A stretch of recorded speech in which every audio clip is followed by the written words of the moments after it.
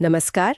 हमारे पास America Iran तनाव से जुड़े कई सारे सूत्र हैं, कुछ खबरें, कुछ विश्लेषण, और सच कहूं तो उलझन तो काफ़ी है।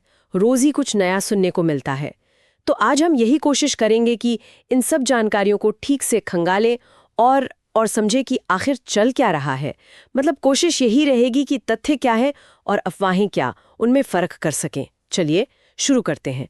देखिए, ये तनाव कोई आज का तो है नहीं, है ना, सालों से चला आ रहा है।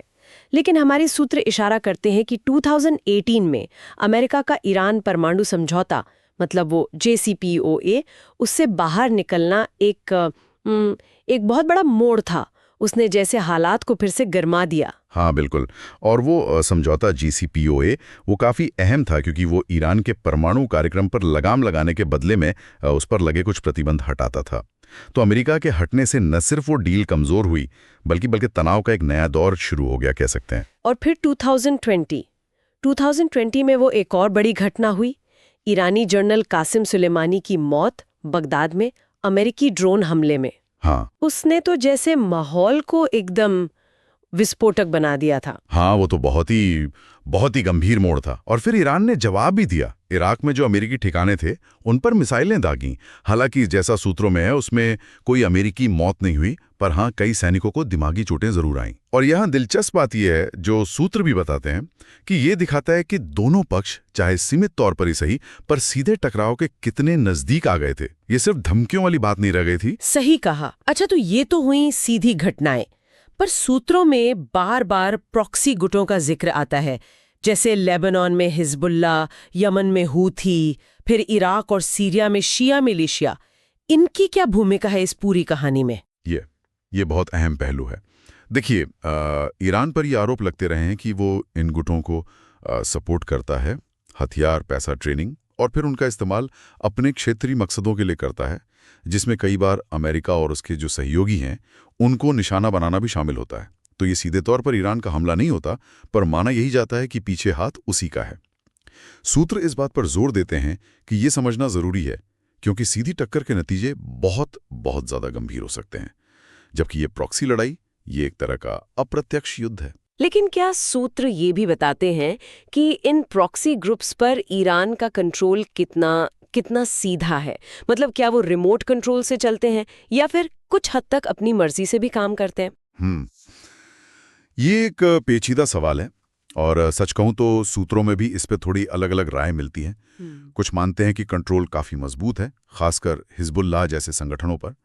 वहीं कुछ का मानना है कि हूती जैसे समूह वो ज्यादा स्वतंत्र हैं, वो अपने स्थानीय एजेंडे पर भी काम करते हैं, भले ही उन्हें ईरान का समर्थन हासिल हो। तो तस्वीर एकदम साफ नहीं है।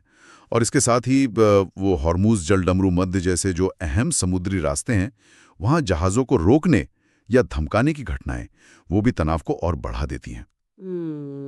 तो ये तो हुई पिछली और प्रॉक्सी वाली बातें। अब अगर हाल की घटनाओं पर आए, मतलब 2024-25, सूत्र हमें कुछ और उलझे हुए मामलों की तरफ ले जाते हैं। सीरिया और इराक में ईरान समर्थित गुटों पर हवाई हमलों की खबरें तो लगातार आ रही हैं, और शक अक्सर इजराइल या अमेरिका पर जाता है ना? हाँ बिल्कुल। और यहाँ मामला और भी उलझ जाता है, क्योंकि ईरान और इजराइल के बीच का वो शैडो वॉर, मतलब वो छिपा हुआ युद्ध, वो भी तेज हो गया है। सूत्र बताते हैं कि अमेरिका इसमें अक्सर इजराइल का साथ देता है, कम से कम कूटनीतिक तौर पर तो देता ही है। और फिर एक और मोर्चा है साइबर हमले। दोनों तरफ से एक दूसरे के इंफ्रास्ट्रक्चर को निशाना बनाने के आरोप लगते रहते हैं। तो ये लड़ाई जमीन के साथ साथ साइबर स्पेस में भी चल रही है। अच्छा, इन सब के बीच हाल में कुछ खबरें या कहें अफवाहें ऐसी भी उड़ी कि अमेरिका ने सीधे ईरान पर हमला किया है। इन बातों में कितनी सच्चाई है? सूत्र क्या कहते हैं? देखिए, जो जानकारी हमारे पास मौजूद स्रोतों से मिल रही है उसके आधार पर ऐसा लगता है कि ये खबरें शायद सीधे ईरान पर हमले की पुष्टि नहीं करती। ज्यादा संभावना इस बात की है कि ये हमले सीरिया या इराक जैसे देशों में मौजूद ईरानी प्रॉक्सी ठिकानों पर हुए हों, और कभी-कभी उन्हें गलती से या शायद जानबूझकर ईरान पर सीधा हमला बता दिया जाता है। सोशल मीडिया पर भी अफवाहें बहुत तेजी से फैलती हैं। हमारे सूत्र इस बात पर जोर देते हैं कि अभी तक अमेरिका द्वारा सीधे ईरानी जमीन पर किसी बड़े हमले की पुष्टि नहीं हुई है। ये फर्क समझना बहुत जरूरी है। इसे समेटना हो तो क्या कहेंगी? मतलब संक्षेप में, अमेरिका और ईरान के बीच दुश्मनी गहरी है, जड़ें JCPOA से हटने और सुलेमानी की मौत जैसी हालिया घटनाओं में है।